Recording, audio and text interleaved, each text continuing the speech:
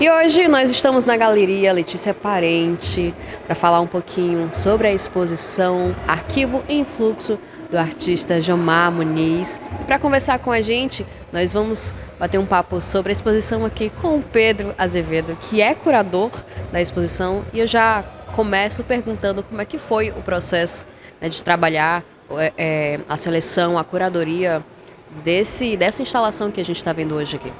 Obrigado, Geice.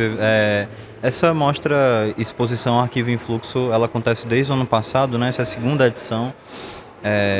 Assim, a gente parte da ideia de trazer o cinema, o audiovisual, para dentro do espaço da Galeria Letícia Parente, que era um artista de vídeo também muito importante para a arte brasileira.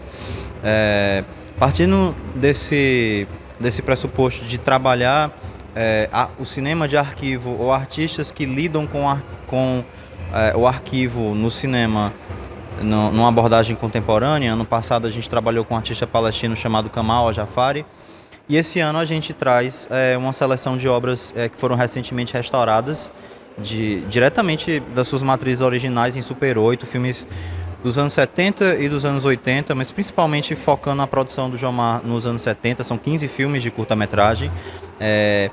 Essa mostra ela tem um trabalho muito importante da Cine Limite, que é uma iniciativa independente de restauração do cinema brasileiro. Então, a gente está apresentando aqui um recorte de trabalhos desse artista pernambucano. O Jomar, além de cineasta, ele é filósofo, ele é professor, é uma pessoa muito influente no campo da literatura também.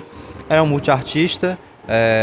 A ideia é fazer um recorte do trabalho de Jomar das décadas de 70 e 80 em curta-metragem, aqui dentro do espaço da galeria, fazendo esse esquema de colocar as TVs no centro da galeria, né? Não instalar as TVs diretamente nas paredes, e colocar essa instalação que vocês estão vendo, que são os fotogramas dos filmes em Super 8.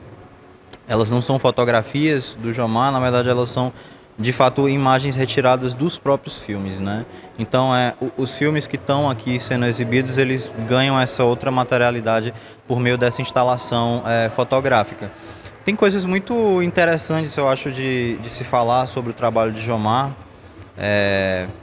Ele foi preso no começo da ditadura militar. Ele foi aposentado de forma compulsória. Ele era professor de filosofia da UFPE. E tem um trabalho multilinguagem, mas assim, falando especificamente do trabalho dele no cinema, com Super 8, um trabalho que tem uma provocação política muito forte, porque fala de um momento do Nordeste brasileiro e do Brasil diante, enfim, de um regime ditatorial, mas de uma forma muito tecendo críticas muito bem-humoradas e uma ironia muito fina, assim, numa interseção entre o documentário, o cinema experimental e a video performance, a dança. Então ele era muito próximo de artistas da performance, da dança, da música. Vocês vão ver que na exposição a gente tem a cidade do Recife como um personagem, mas tem filmes que se passam também em João Pessoa, em Salvador. Eu acho que assim, a ideia de colocar o Arquivo em Fluxo é deslocar os filmes enfim, né, deslocar temporalmente os filmes dessa época em que eles foram realizados, colocar e principalmente dar acesso a esse trabalho, que é um trabalho que não pertence a grandes coleções de grandes acervos museológicos, né? E fazer com que as pessoas possam criar novas relações com esse arquivo, pensando à luz da contemporaneidade, né? A gente está ocupando o espaço do Banco do Nordeste Cultural, que trabalha muito bem na interseção entre arte contemporânea e memória. Eu acho que essa exposição traduz um pouco desse desejo, né? De dar visibilidade a um trabalho de restauração de acervos audiovisuais, mas ao mesmo tempo inserindo dentro de uma discussão muito contemporânea, assim, né? E fazendo reverberar essas questões de um Brasil de décadas atrás com o Brasil de hoje. Pedro, você como curador, né, depois de passar por esse processo de instalação dessas obras aqui nesse espaço, teve alguma delas em algum momento que te tocou mais, que te realçou os olhos em algum momento ao passar por aquela imagem ou ver aquela história, lembrar daquela história que remete ao artista. É interessante porque eu fui ter contato com essas obras e com o trabalho da Cine Limite. A gente fez uma primeira exibição acho que de 5 curtas-metragens, que nem todos eles estão aqui na exposição. No ano passado, no Cinema São Luís, em Recife, que é a cidade de Jomar. E a boa parte das obras, isso é uma coisa muito até importante de ressaltar e de enfatizar, são obras que não estão facilmente acessíveis ao público, né? Então, eu acho que tirando o Palhaço Degolado, que talvez seja Palhaço Degolado e o Noturno também, que são trabalhos bem conhecidos de Jomar,